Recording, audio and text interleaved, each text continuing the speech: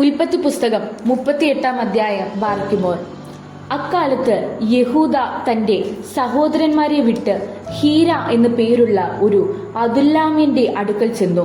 അവിടെ ഷൂവ എന്നു പേരുള്ള ഒരു കനാന്യന്റെ മകളെ കണ്ടു. അവളെ പരിഗ്രഹിച്ച് അവളുടെ അടുക്കൽ ചെന്നു. അവൾ ഗർഭം ധരിച്ച് ഒരു മകനെ പ്രസവിച്ചു. അവന് ഏർ എന്ന് പേരിട്ടു. അവൾ പിന്നെയും ഗർഭം ധരിച്ച് ഒരു മകനെ പ്രസവിച്ചു. അവന് ഓനാൻ എന്ന് പേരിട്ടു. അവൾ പിന്നെയും ഗർഭം ധരിച്ച് ഒരു മകനെ പ്രസവിച്ചു. അവന് ഷേല എന്ന് പേരിട്ടു.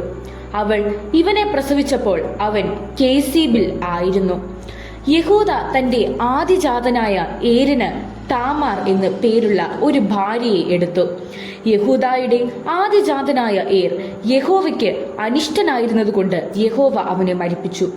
അപ്പോൾ യഹൂദ ഓനാനോട്, നിന്റെ ജ്യേഷ്ഠന്റെ ഭാര്യയുടെ അടുക്കൽ ചെന്ന് അവളോട് ദേവരധർമ്മം അനുഷ്ഠിച്ച് ജ്യേഷ്ഠന്റെ പേർക്ക് സന്തതിയെ ഉളവാക്കുക എന്ന് പറഞ്ഞു.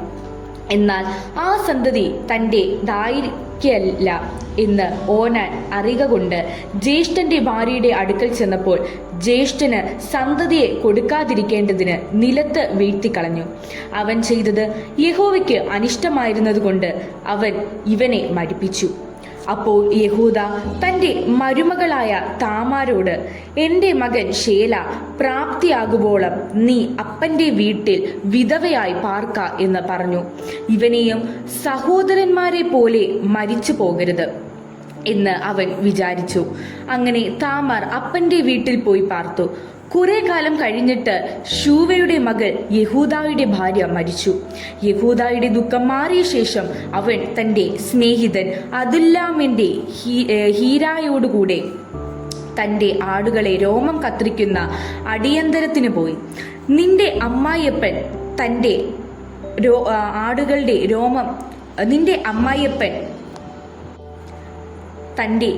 ആടുകളുടെ രോമം കത്തിരിക്കുന്ന അടിയന്തരത്തിന് തിമ്നായ്ക്ക് പോകുന്നു എന്ന് താമാറിന് അറിവ് കിട്ടി.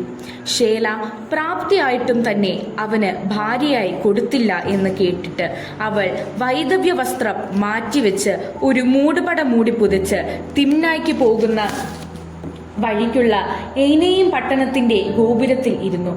യഹൂദ അവളെ കണ്ടപ്പോൾ അവൾ മുഖം മൂടിയിരുന്നത് കൊണ്ട് ഒരു വേശ്യ എന്ന് നിരൂപിച്ചു.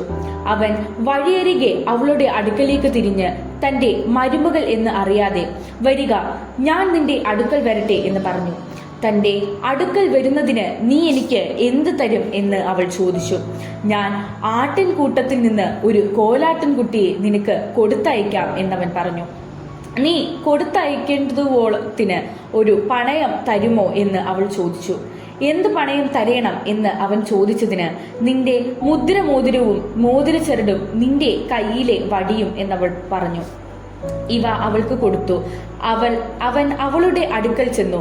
അവൾ ഗർഭം ധരിക്കുകയും ചെയ്തു. പിന്നെ അവൾ എഴുന്നേറ്റ് പോയി തന്റെ മൂടുപടം നീക്കി വൈദവ്യ വസ്ത്രം ധരിച്ചു. സ്ത്രീയുടെ കയ്യിൽ നിന്ന് പണയം മടക്കി വാങ്ങേണ്ടതിന് യഹൂദ അദുല്ലാമിനായ സ്നേഹിതന്റെ കൈവശം ആട്ടിൻകുട്ടിയെ കൊടുത്തയച്ചു.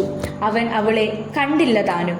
അവൻ ആ സ്ഥലത്തെ ആളുകളോട്, ഏനയിമിൽ വഴിയരികെ ഇരുന്ന് ഒരു വേശ്യ എവിടെയെന്ന് ചോദിച്ചതിന്, ഇവിടെ ഒരു വേശ്യയും ഉണ്ടായിരുന്നില്ല എന്ന് അവർ പറഞ്ഞു. അവൻ യഹൂദായുടെ അടുക്കൽ മടങ്ങി വന്നു. ഞാൻ അവളെ കണ്ടില്ല, ഈ സ്ഥലത്ത് ഒരു വേശ്യയും ഉണ്ടായിരുന്നില്ല എന്ന് അവിടെയുള്ള ആളുകൾ പറഞ്ഞു. അപ്പോൾ യഹൂദ, നമുക്ക് അപകീർത്തി ഉണ്ടാകാതിരിപ്പാൻ അവൾ അത് എടുത്തുകൊള്ളട്ടെ. ഞാൻ ഈ ആട്ടിൻകുട്ടിയെ കൊടുത്തയച്ചുവല്ലോ, നീ അവളെ കണ്ടില്ല താനും എന്ന് പറഞ്ഞു. ഏകദേശം 3 മാസം കഴിഞ്ഞിട്ട് നിന്റെ മരുമകൾ താമാർ പരസംഗം ചെയ്തു. പരസംഗത്താൽ ഗർഭിണിയായിരിക്കുന്നു എന്ന് യഹൂദായ്ക്ക് അറിവ് കിട്ടി. അപ്പോൾ യഹൂദ, അവളെ പുറത്തു കൊണ്ടുവരുവിൻ, അവളെ ചുട്ടുകളയണം എന്ന് പറഞ്ഞു. അവളെ പുറത്തു കൊണ്ടുവന്നപ്പോൾ അവൾ അമ്മായിയപ്പന്റെ അടുക്കൽ ആളയച്ചു. ഇവയുടെ ഉടമസ്ഥനായ പുരുഷനാൽ ആകുന്നു ഞാൻ ഗർഭിണിയായിരിക്കുന്നത്. ഈ മുദ്രമോതിരവും മോതിരച്ചരടും വടിയും ആർക്കുള്ളത് എന്ന് നോക്കി അറിയണം എന്ന് പറയിച്ചു. യഹൂദ അവയെ അറിഞ്ഞു. അവൾ എന്നിലും നീതിയുള്ളവൾ, ഞാൻ അവളെ എൻ്റെ മകൾ ഷേലാവിന് കൊടുത്തില്ല എന്ന് പറഞ്ഞു. അതിൽ പിന്നെ അവളെ പരിഗ്രഹിച്ചതുമില്ല. അവൾക്ക് പ്രസവകാലം ആയപ്പോൾ അവളുടെ ഗർഭത്തിൽ ഇരട്ടപ്പിള്ളകൾ ഉണ്ടായിരുന്നു. അവൾ പ്രസവിക്കുമ്പോൾ ഒരു പിള്ളയുടെ കൈ പുറത്ത് നീട്ടി. അപ്പോൾ സൂതികർമ്മിണി ഒരു ചുവന്ന നൂൽ എടുത്ത് അവന്റെ കൈക്കു കെട്ടി. ഇവൻ ആദ്യം പുറത്തു വന്നു എന്ന് പറഞ്ഞു. അവനോ കൈ പിന്നെയും അകത്തേക്ക് വലിച്ചു. അപ്പോൾ അവന്റെ സഹോദരൻ പുറത്തു വന്നു. നീ ഛിദ്രം ഉണ്ടാക്കിയത്